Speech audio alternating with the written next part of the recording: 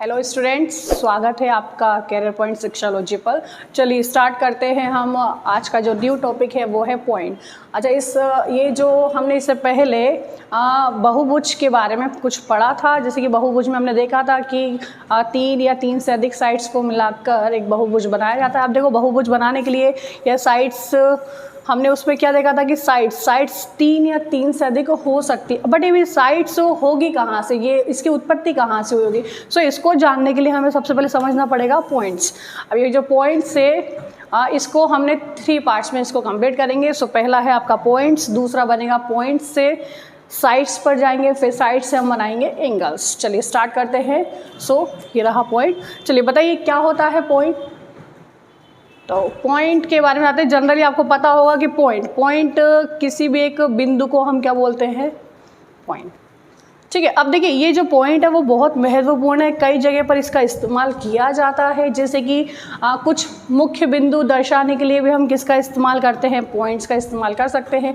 Indication या संकेत के लिए भी हम किसका इस्तेमाल करते हैं, सो पॉइंट का इस्तेमाल करते हैं। तो अलग अलग जगह पर हम अलग अलग पॉइंट्स का इस्तेमाल कर सकते हैं, लेकिन मैथ्स में पॉइंट का बहुत महत्व है। सो ये यहीं से बिल्कुल बेसिक स्टार्ट होता है एडवांस मैथ्स का। ठीक है, चलिए देखते हैं। जैसे कि पॉइंट क्या है।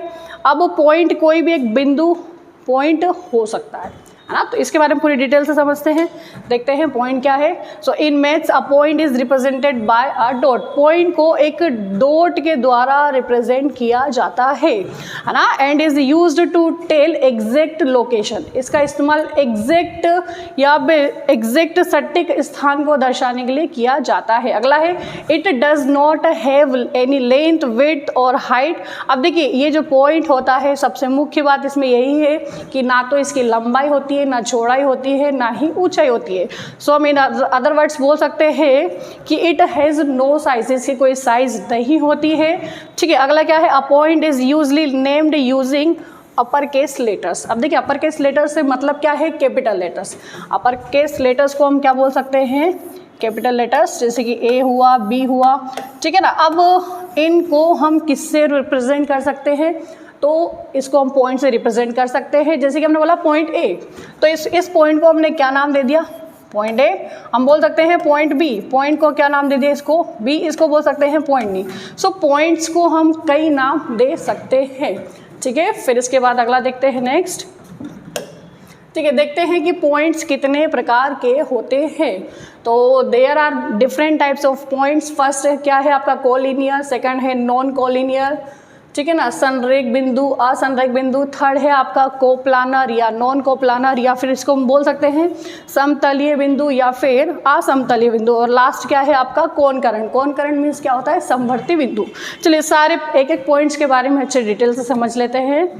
ठीक है। सो फर्स्ट क्या है आपका कोलिनियर पॉइंट्स, मतलब संरेख बिंदु। अब देखते हैं कि कोलिनियर पॉइंट्स क्या होता है। तो क्या है, 2 और more points are said to be collinear.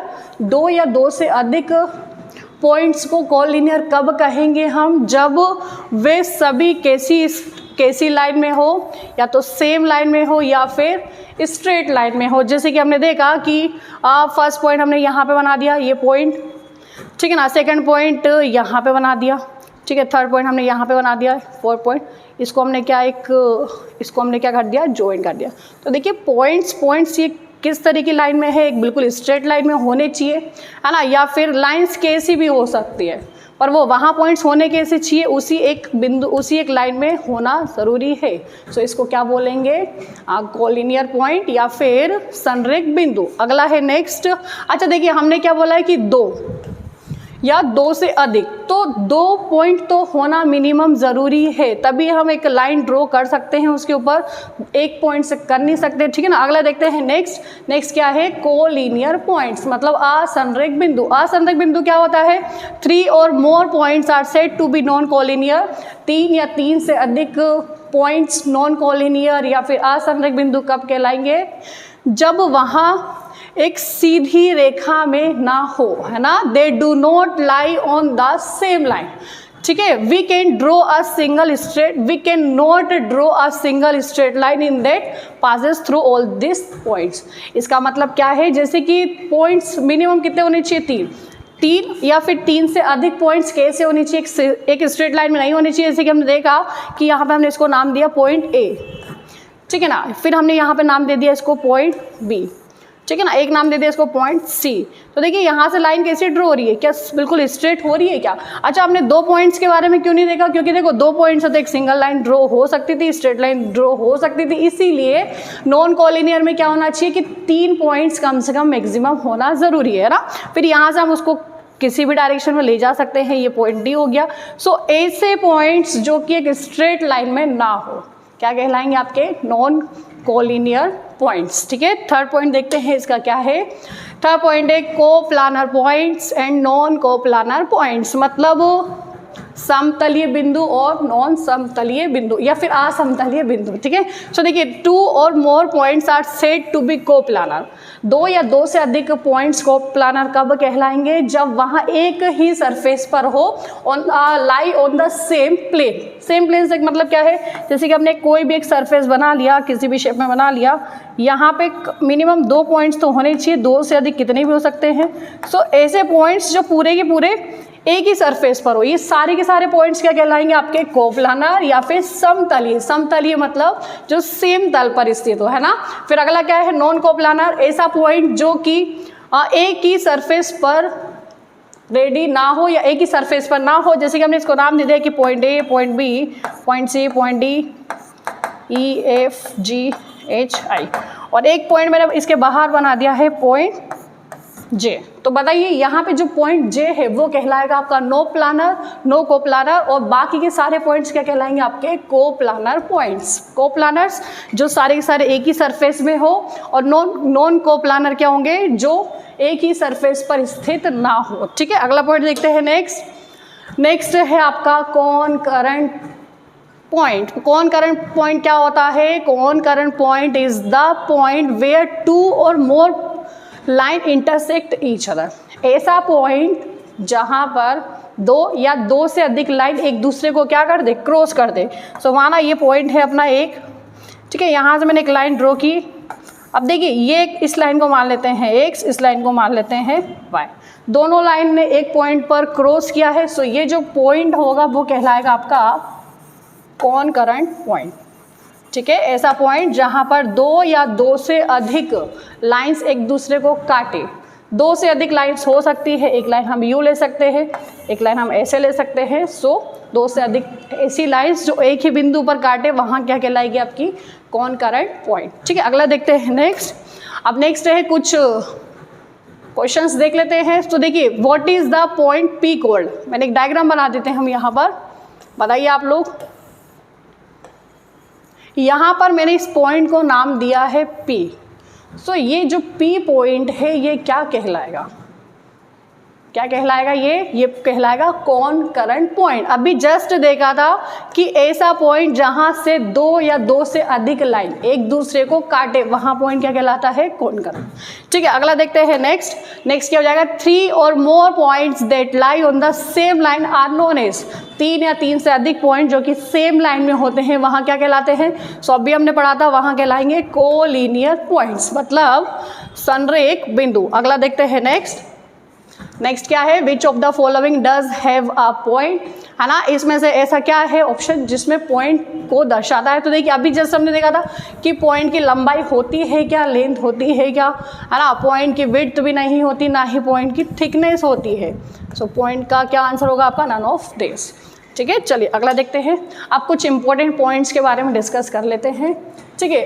क्या है कि what is the point of origin in maths में पॉइंट्स कहाँ से ओरिजिन हुआ है, कहाँ से उसकी उत्पत्ति हुई है। तो देखते हैं कि the point of origin is the point where 2 numbers lines that is horizontal and vertical intersect each other, है ना। जैसे कि हमने देखा यहाँ पे कि 2 नंबर्स है, 2 लाइन्स है जिसको हमने नाम दिया है, एक को बोला है हॉरिजॉन्टल, ठीक है, इसको बोलते हैं वर्टिकल, है ना, और इसको बोलते हैं हॉरिजॉन्टल, ठीक है ना। जहाँ से ये दोनों एक दूसरे को इंटरसेक्ट करती है, इस लाइन को बोला जाता है हॉरिजॉन्टल, ठीक है, और इस लाइन को बोला जाता है वर्टिकल, ठीक है। जहाँ पे ये दोनों लाइन एक दूसरे को क्रॉस करे या कट करे, वहीं से इसकी क्या हुई है, उत्पत्ति। सो इस पॉइंट को बोल सकते हैं ओरिजिन ऑफ द पॉइंट।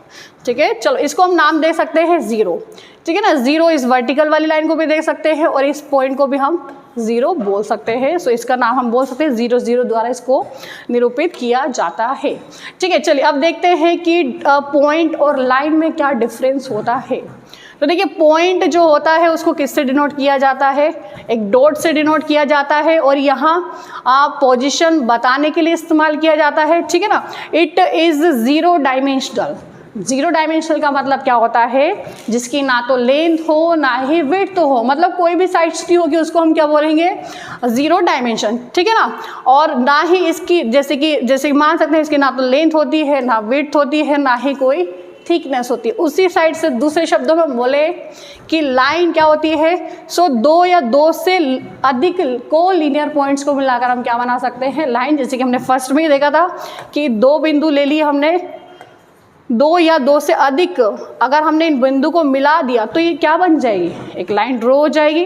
ठीक है ना, सो ये सबसे मेन डिफरेंस है।